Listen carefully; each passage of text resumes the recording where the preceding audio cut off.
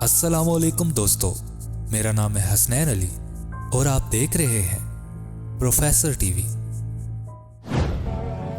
رسول اللہ صلی اللہ علیہ وسلم کی وفات کے صرف 30 سال بعد 61 ہجری میں ہونے والا واقعہ کربلا آج تک انسانی تاریخ کے اندر سب سے دردناک اور ظالمانہ سانحہ ہے۔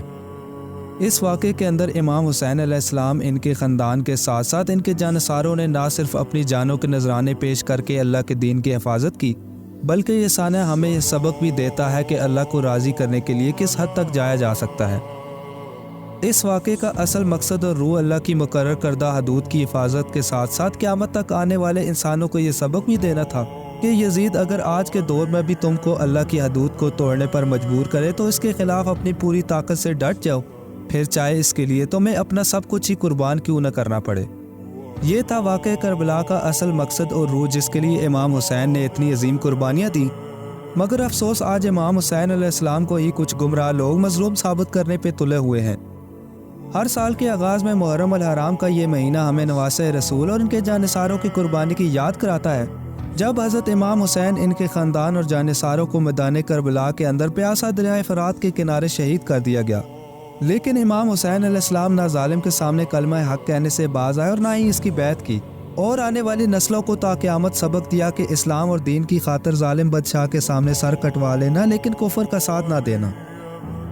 مگر وہی حسین جو بہادری، استقامت اور ہمت کی علامت ہے، جو آنے والی نسلوں کو یہ پیغام دے گئے تھے کہ ظالم کے سامنے کھڑے ہو جانا چاہے کچھ بھی ہو جائے، آج کی 100 سال بعد اسی حسین کو مظلوم شخصیت کے طور پر پیش کر کے نہ صرف مذاق اڑایا جا رہا ہے، بلکہ واقعہ کربلا سے منسلک کر کے طرح طرح کے خرافات اور رسومات کو جوڑ کر اس کی بے ادبی کی جا رہی ہے۔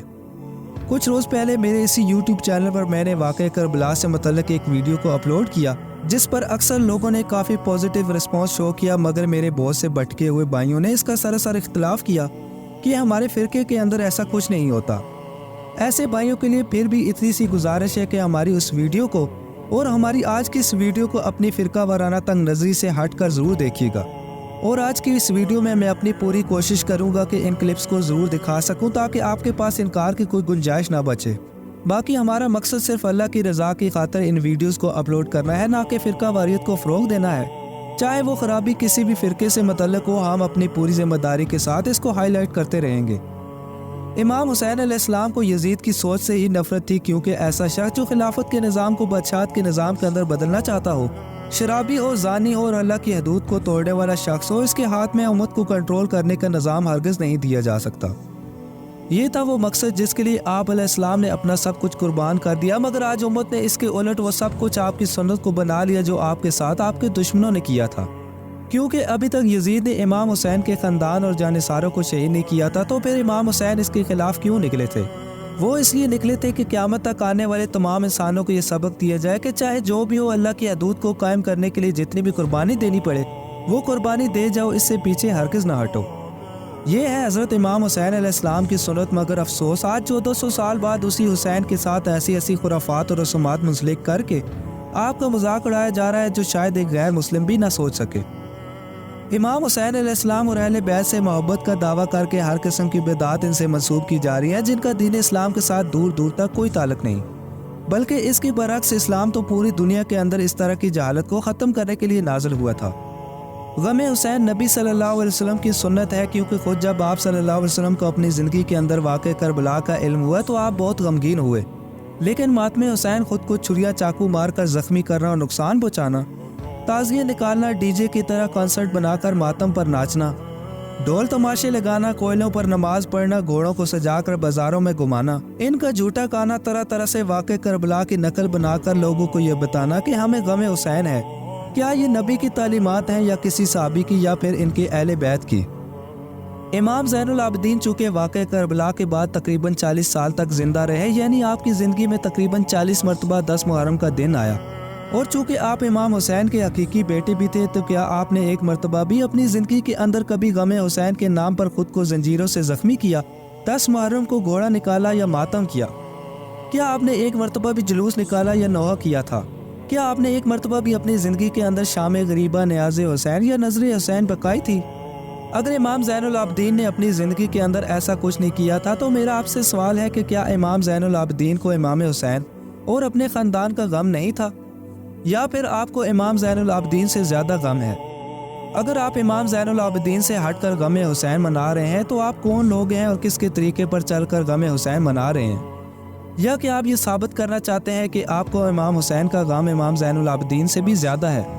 اللہ تعالیٰ قرآن پاک کے اندر فرماتا ہے، اے ایمان والو نماز اور صبر سے مدد لو، بے شک اللہ تعالیٰ صبر کرنے والوں کے ساتھ ہے، اور اللہ کی راہ میں شہید ہونے والوں کو مردہ نہ کہو بلکہ وہ زندہ ہیں لیکن تم کو شعور نہیں۔ اسلامی روایات میں آتا ہے کہ جب غزوہ احد سے رسول پاک صلی اللہ علیہ وسلم واپس تشریف لائے تو کچھ عورتوں کو اپنے شہداء پر روتا ہوا پایا۔ یہ سن کر رسول اللہ نے فرمایا کہ کیا حمزہ پر رونے والا کوئی نہیں؟ یہ سن کر انصار کی کچھ عورتوں نے حضرت حمزہ پر رونا شروع کر دیا، اور جب حضور پاک جب اٹھے تو ان کو دیکھا تو ان کو منع فرمایا، اور فرمایا کہ آج کے بعد کسی مردے پر کوئی نہ روئے، کیونکہ اسی وقت اللہ نے میت کے لیے رونے اور نوحہ کرنے سے منع کرنے کا حکم جاری کیا تھا، اور اس کو منع کر دیا تھا جو کچھ دیر پہلے تک جائز تھا۔ اللہ کے نبی نے پہلی بار حضرت حمزہ کی شہادت کے غم کے موقع پر اس چیز سے منع کیا، اور اس کے بعد اللہ نے اس کو حرام قرار دے دیا، اور اس کے علاوہ باقی حدیثوں کے اندر بھی میت پر بآواز بلند گریہ کرنے، گریبان چاک کرنے اور گال پیٹنے وغیرہ سے منع کیا گیا ہے۔ اور جیسا کہ اللہ پاک نے قرآن پاک کے اندر فرمایا ہے کہ ہم تمہیں ضرور کچھ خوف، بھوک اور تمہارے جان و مال اور پھلوں کی کمی سے آزمائیں گے، اور ان پر صبر کرنے والوں کے لیے بشارت ہے جنہیں جب بھی کوئی مصیبت پہنچتی ہے تو وہ کہتے ہیں کہ بے شک ہم اللہ ہی کے لیے ہیں اور اسی کی طرف لوٹنے والے ہیں۔ اس لیے مصیبت جتنی بھی بڑی کیوں نہ ہو اس پر صبر کرنے کا حکم دیا گیا ہے، لیکن اس کے برعکس اپنے سر پر خاک ڈالنا، کپڑے پاڑنا، ہائے وائے کرنا، منہ سینے پر تماچے مارنا، یہ سب کام صبر کے الٹ ہیں اور اللہ کے حکم کی ضد ہیں۔ حضرت عبداللہ بن عمر سے روایت ہے کہ رسول اللہ نے ارشاد فرمایا کہ جو شخص منہ پر تماچے مارے، گریبان چاک کرے اور زمانے جاہلیت کی طرح چیخو پکار کرے، وہ ہمارے دین پر نہیں ہے۔ حضرت ابو ہریرہ سے روایت ہے کہ اللہ کے رسول صلی اللہ علیہ وسلم نے فرمایا کہ دو چیزیں لوگوں کے اندر رائج ہیں حالانکہ وہ کفر سے ہیں، حسب نسب پر لعنت کرنا اور میت پر نوحہ کرنا۔ مگر آج کل دیکھنے کو مل رہا ہے کہ کتنی دلیری سے یہ تمام کام کیا جا رہا ہے، اور آئے سال اس میں اضافہ ہو رہا ہے۔ یہ اس لیے ہے کہ ہم نے دین کو خود سیکھنا چھوڑ دیا ہے اور اس کا ذمہ ذاکر کو دے دیا ہے، پھر وہ جو کہے گا وہ دین ہوگا، چاہے اس کا ہمارے دین کے ساتھ دور دور تک کوئی تعلق نہ ہو۔ مثلا اس سال دیکھا گیا ہے کہ حضرت فاطمہ کا مجسمہ بنا کر گلیوں میں گھمایا جا رہا ہے۔ اس کے علاوہ ڈھول اور سازوں کی موجودگی میں ماتم، تازیوں کو ماتم کرتے ہوئے گلی گلی پھرانا، سینوں کو ہاتھوں یا زنجیروں سے پیٹ کر اچھلتے ہوئے کودتے ہوئے ماتم کرنا، اپنے بچوں کو خاص رنگ کا لباس پہنا کر ننگے پاؤں ننگے جسم کے ساتھ ساتھ گلی گلی دوڑانا، اور طرح طرح کی خرافات جو ہر سال جراثیم کی طرح مسلمانوں کے اندر پھیلتی جا رہی ہیں، یہ سب کے سب کام حرام ہیں اور اسلام کے اندر سختی سے منع ہے۔ اللہ پاک سے دعا ہے کہ وہ ہمیں واقع کربلا کا اصل مقصد اور روح کو سمجھنے کی توفیق عطا فرمائے۔ باقی آپ ہماری آج کی اس ویڈیو کے بارے میں کیا خیالات رکھتے ہیں ہمیں کمنٹس باکس میں ضرور بتائیے گا۔ ملتے ہیں اگلی کسی ایک ایسی انفارمیٹیو ویڈیو میں، تب تک کے لیے